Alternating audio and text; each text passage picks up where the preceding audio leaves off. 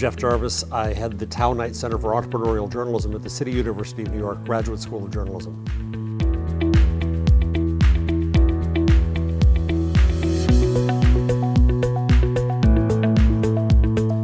I'm very fortunate. I teach at a school that's only 10 years old, but it's quite independent, and so we've been able to change our curriculum constantly, which is necessary. We hear from other journalism schools that it can take them 3 years to get one new course approved. We got an entirely new degree in social journalism approved in 9 months.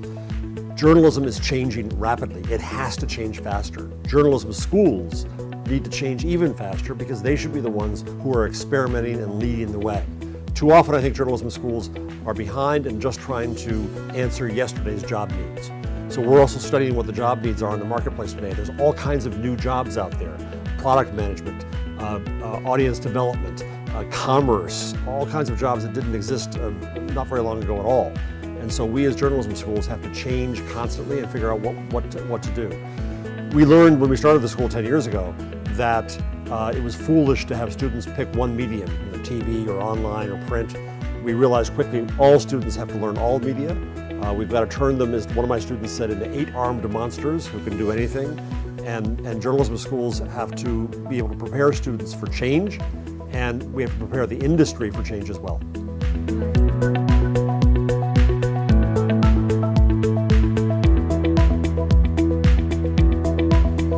There is no doubt in my mind that we have to figure out how to work with the platforms, with Google, Facebook, Amazon, Twitter, and so on. Because that's where our audience is, that's where the public is. We have to go to where they are.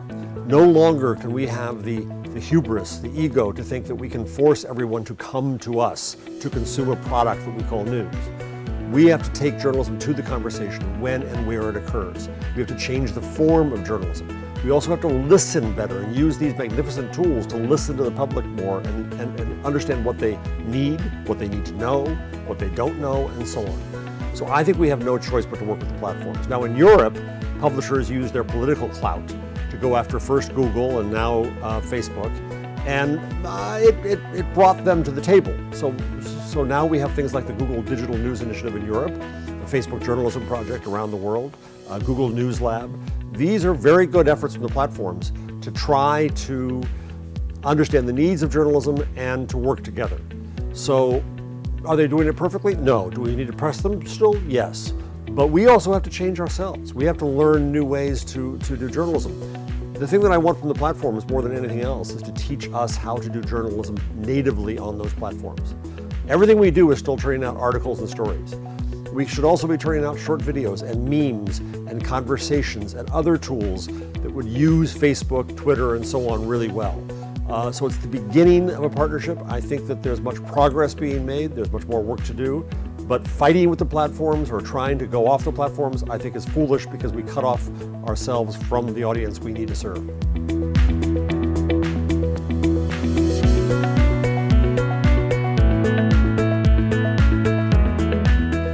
So I started blogging right after 9/11 in 2001, and very quickly blogs taught me a lesson about media, that properly conceived media is a conversation. That when I wrote something in my blog and people would write about it and they'd link to me and I'd link to them, I realized a conversation was occurring in different times in different places. And that fundamentally changed my view of journalism and my role in it. So I think blogs have taught us a big lesson. Blogs democratized media. It meant that anyone could talk to anyone on earth. Now the problem, of course, is that as soon as you open things up, good things will happen, and then spammers will come along, and then bad actors will come along. We've seen this in the creation of content. We're also seeing that now with advertising, with Russian bad actors using advertising on Facebook to influence elections. So we have to guard against those bad actors, and we also have to keep in mind all the good that happens. I fear right now we're entering into a moral panic about technology, where because there are a few bad actors doing bad things, some people are ready to just say the technology is bad or has done bad things to society. Not true. In the net, the technology has benefited us greatly. It has taught us in journalism new ways to interact with our public, new ways to listen, new ways to have conversations. And we have to remember those lessons and keep going with that. So I think blogs themselves, and I wish I still updated my blog every day. I don't. Twitter kind of ruined me. But between blogs and Facebook and Twitter and YouTube, there's a lot still to learn about how we can interact with our public.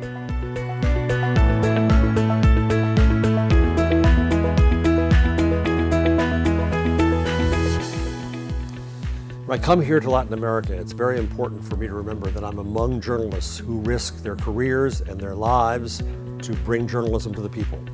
We in America are seeing this start to happen only recently. Of course, we always in America think that we're the center of the world. We're not.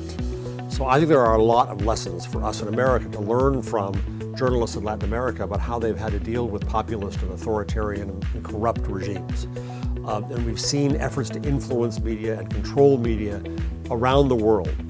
We've been very lucky in the United States that we've had this freedom that now is being called into question. So I think we as journalists around the world have to share the lessons that we have, share the best practices we have, understand how to do things.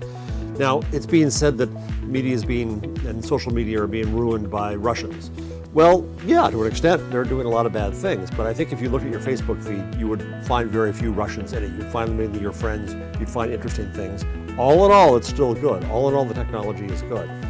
But it is critical that the platforms especially understand and become transparent about the manipulation that's done upon them. And the same for us in media. I think it's important for Facebook and Google to be very transparent about every political ad. I think it's also important for us in media to realize that sometimes we're being manipulated. We're being used by propagandists, by trolls, by the alt-right, and so on. So the circumstances of manipulation change. Manipulation has always been there. And I think that we have to learn a lot of lessons about how to deal with this. I see some progress. I see people gathering together. Organizations like First Draft with Claire Wardle do very good work in trying to verify news. The Trust Project is now trying to get journalistic organizations to meet higher standards of transparency. Google is now recognizing the authority, reliability, and quality of sources in its search. Facebook is trying to get rid of the bots and fake accounts. It's hard work, but there is work going on, and I do see progress.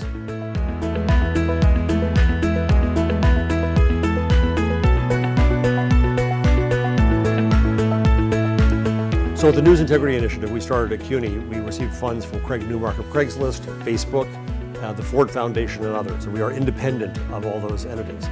And we got $14 million, and we're primarily giving grants to other organizations to work on projects, research, training, and events. And I think it's possible to not only work with upstarts, new entities in journalism, but also absolutely to work with the legacy companies.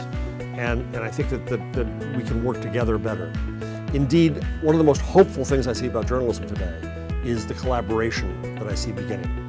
That in the Panama Papers and the Paradise Papers, in election land, in the United States election, in cross-check in the French election, you saw media companies joining together, realizing, yes, we're all smaller now. We all have new challenges now. We don't compete in quite the same way we did, because not every one of us can bring the whole world to every reader. So that means that I think that we have to cooperate and collaborate much better. So organizations like NII, I think will try to bring us together more often so that we can collaborate more effectively.